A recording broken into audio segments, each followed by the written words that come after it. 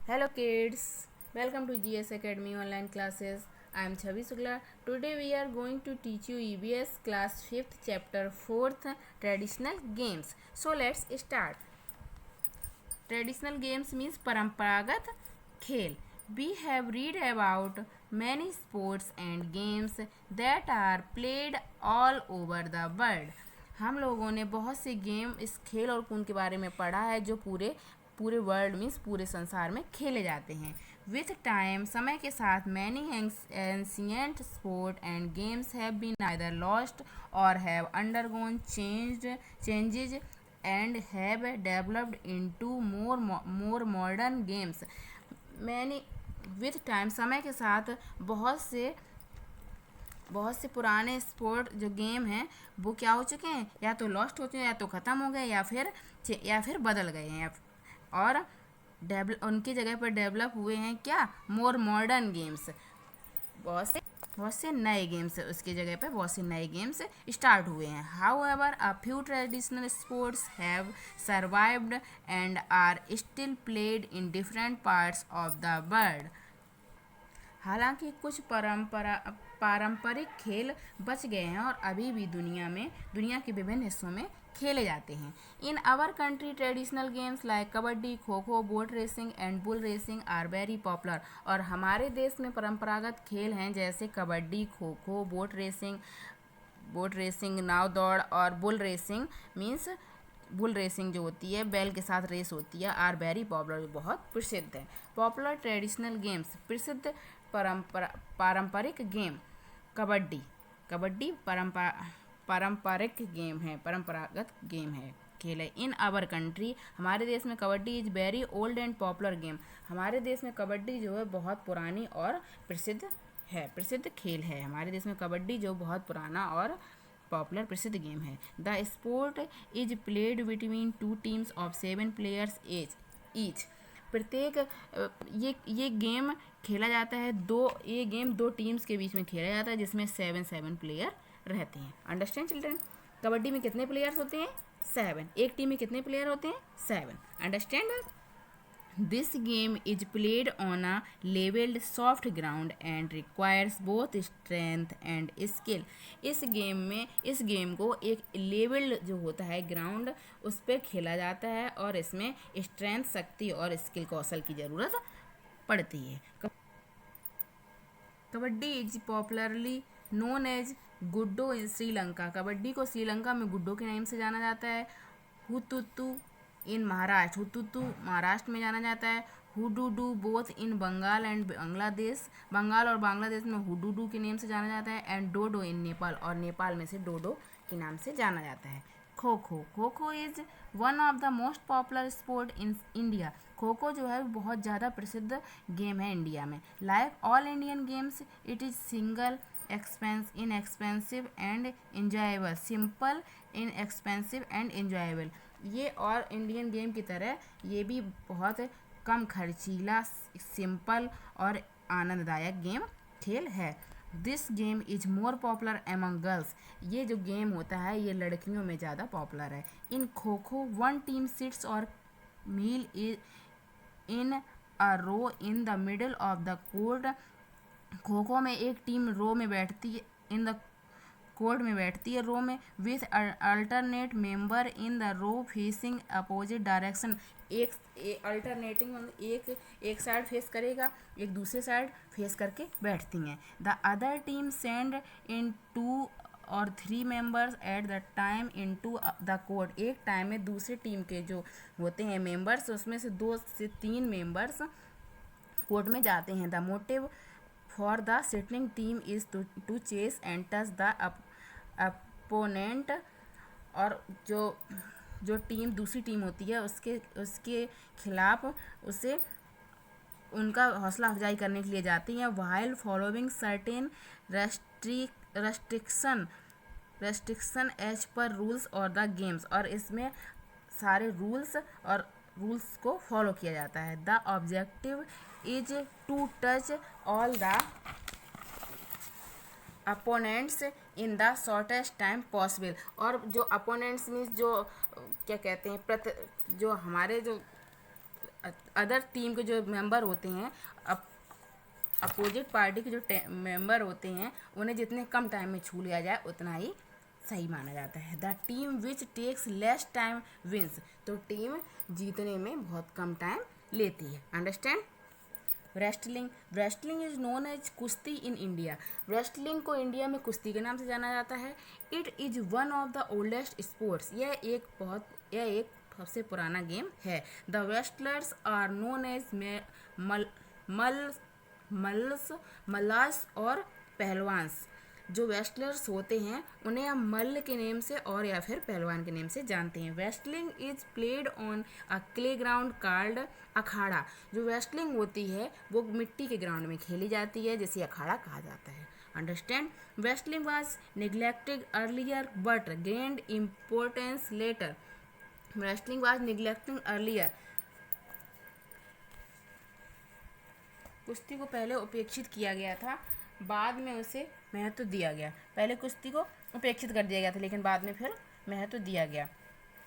It is popular in the northern state of India such as Haryana, Punjab and Uttar Pradesh. यह northern India के northern state में, मतलब दक्षिणी state में, प्रदेशों में ये थोड़ी ज़्यादा पॉपुलर है, जैसे हरियाणा, पंजाब और उत्तर प्रदेश में। कहाँ कुश्ती पॉपुलर है? हरियाणा, पंजाब और उत्तर प्रदेश में। For centuries wrestling has been practice for bodybuilding, शताब्दी पहले रेस्टलिंग की प्रैक्टिस बॉडी बिल्डिंग के लिए की जाती थी। Kushti involved interlocking the arms and using the torso and leg to twist and turn the opponent bodies and made him fall on his back। कुश्ती सदियों से बॉडी बिल्डिंग बनाने के लिए कुश्ती का उपयोग किया जाता है। Kushti involve interlocking and arms and using the torso and leg to twist and turn the opponents body and make him fall on his back. कुश्ती में हाथों को इंटरलॉक करना और धड़ और पैरों का उपयोग करके प्रतिद्वंदी के शरीर को मोड़ना और उसकी पीठ पर गिराना शामिल है। Understand. This is a difficult sport and requires stamina, यह एक डिफ़िकल्ट विभिन्न तरह का गेम है और इसमें स्टेमिना की ज़रूरत पड़ती है। Boat race Onam, boat race कहाँ का गेम है? ओणम का। ओणम कहाँ पे है? केरल में।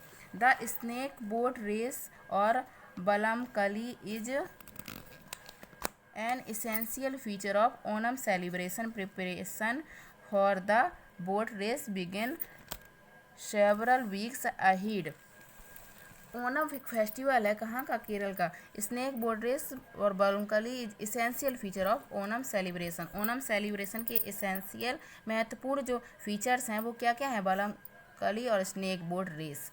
Preparation for the boat race begin several week ahead, जो बोट रेस की प्रिपरेशन होती है वो सैकड़ों सप्ताह पहले चलने लगती है। All boatman work hard and exercise regularly to stay fit.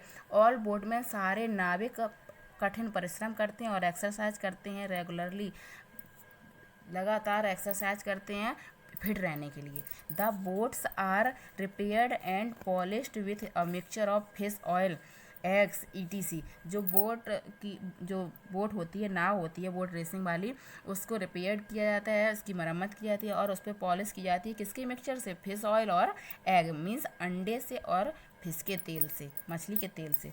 With the sole purpose of attaining victory in the and.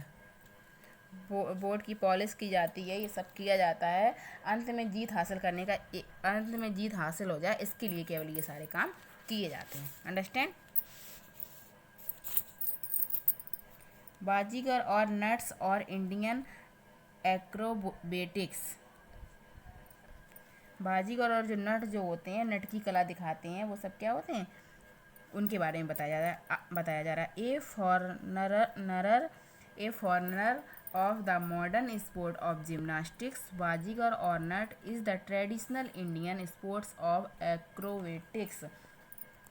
जो नया मॉडर्न गेम है जिम्नास्टिक जिसे कहते हैं, ये बाजीगर और नट की कला जो पहले खेल दिखाते थे इंडियन स्पोर्ट, ये इंडियन स्पोर्ट में ये ट्रेडिशनल स्पोर्ट है। इंडिया में ये परंपरागत खेल है जो पहले नट और बाजीगर दिखाते थे। Aerobatics acrobatics is performed by acrobats also known as nats. Acrobatics जो नट की कला होती है वो परफॉर्म इन्हीं के द्वारा की जाती है, also known as Nats, acrobats द्वारा की जाती है। एक्रोबैट्स को नट के नाम से भी जाना जाता है, नट के नाम से भी जाना जाता है। Understand? They include man women and children, उसमें इंक्लूड रहते हैं पुरुष, महिलाएं और बच्चे उनके। They show various kinds of gymnastics such as a child walking on a tight rope by balancing with the help of a पोल।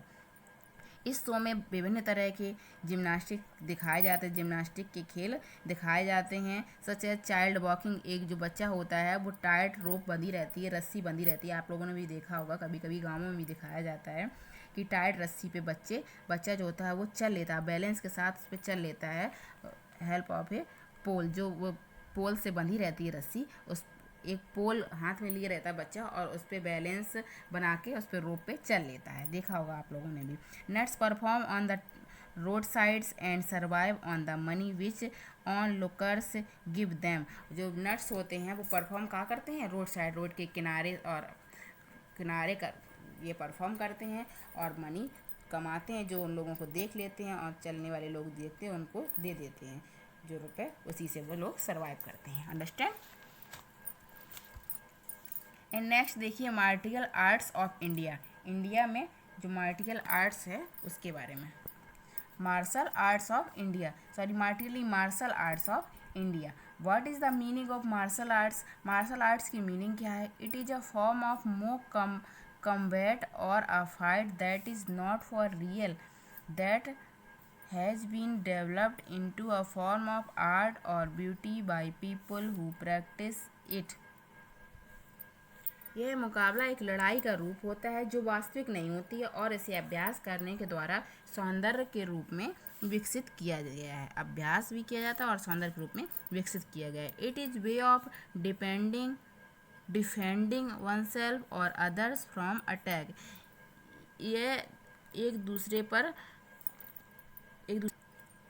यह अपने आप को दूसरों से बचाने का एक तरीका है। Martial art from also aim at improving a person's physical and mental strength.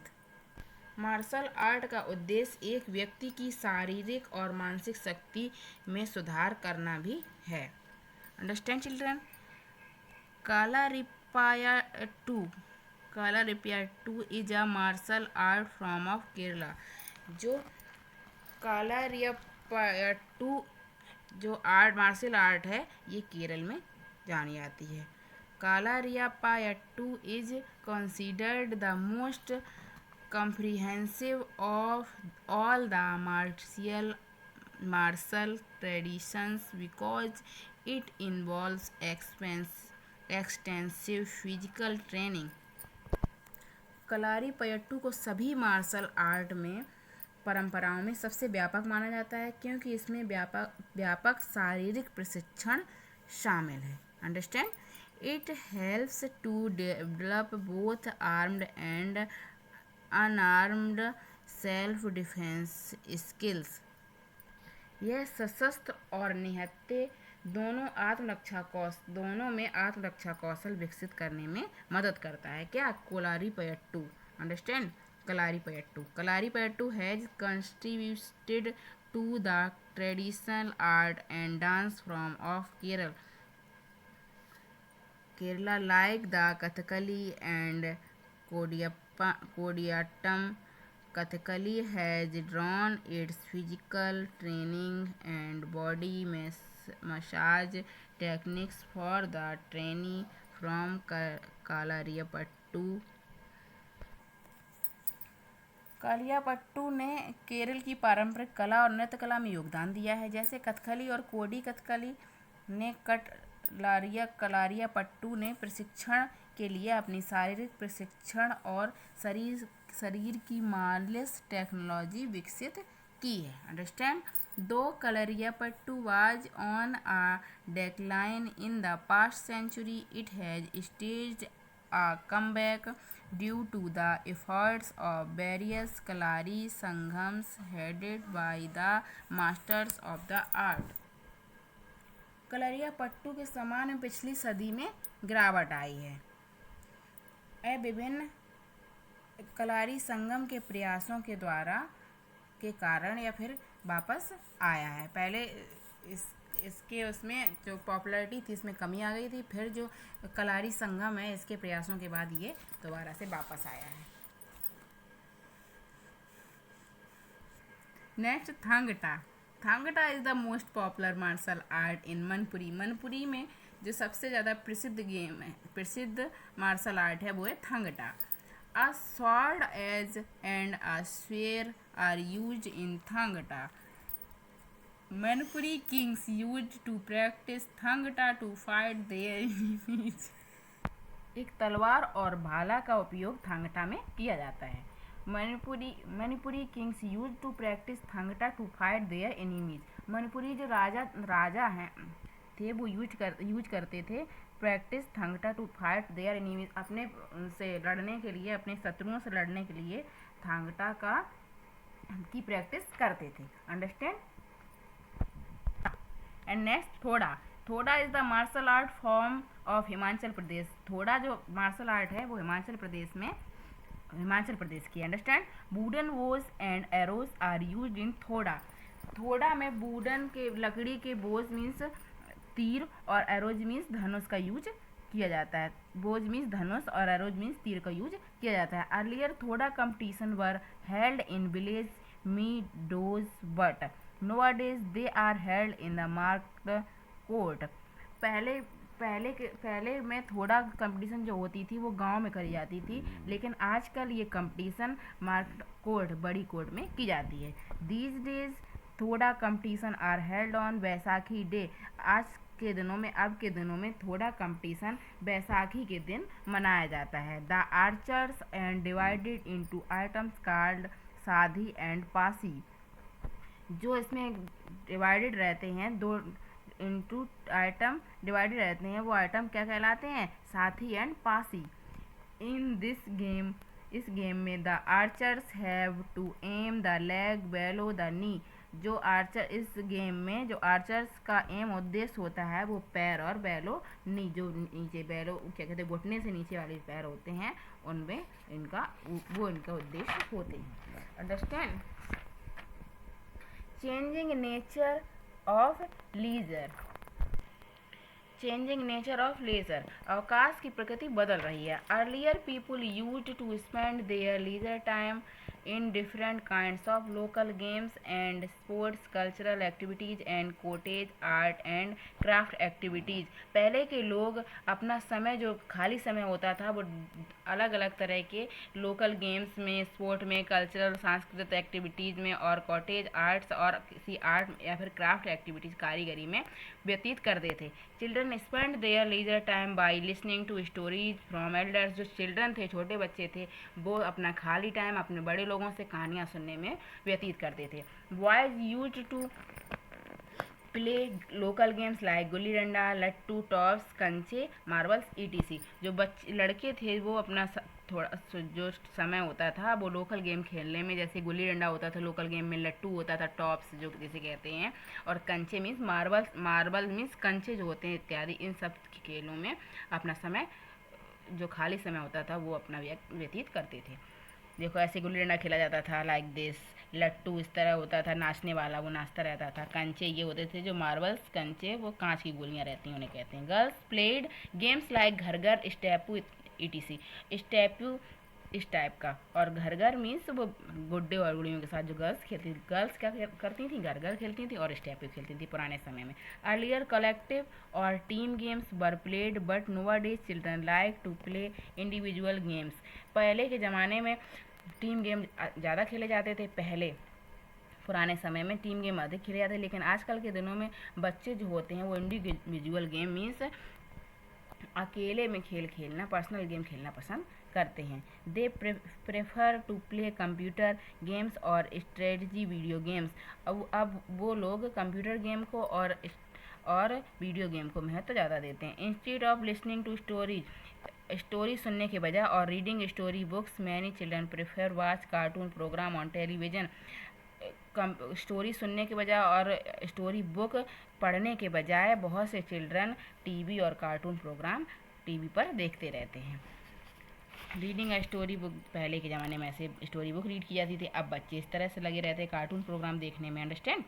Watching television has become the most common and favourite activity where the member of a family sit together and enjoy themselves. Watching television become a most common and favourite activity. Television देखना एक most common, एक सामान और सबसे ज़्यादा favourite means पसंद की activity होती थी। Where a member of a family sit together enjoy themselves. वहाँ जो सब लोग एक साथ, फैमिली के मेंबर एक साथ बैठते थे और आनंद लेते थे। Can you imagine your life without television today. क्या आप इमेजिन कर सकते हैं, क्या आप कल्पना कर सकते हैं कि आज के ज़माने में आपकी लाइफ बिना टेलीविज़न, बिना टीवी के कैसी होगी। How would you pass your leisure time if there was no television. आप अपना खाली समय कैसे व्यतीत करेंगे अगर आपके पास टीवी नहीं होगी। आप इमेजिन करिए कि अगर आपके घर में टीवी ना हो, मोबाइल ना हो, तो आप अपना खाली समय कैसे व्यतीत करेंगे। I hope that you understand this lesson very well. So children, bye bye. Take care.